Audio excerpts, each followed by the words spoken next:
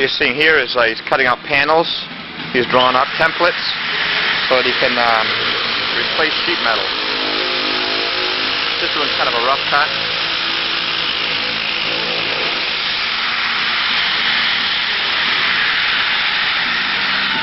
And obviously that'll go on the cowl here. Going in to replace this area right here.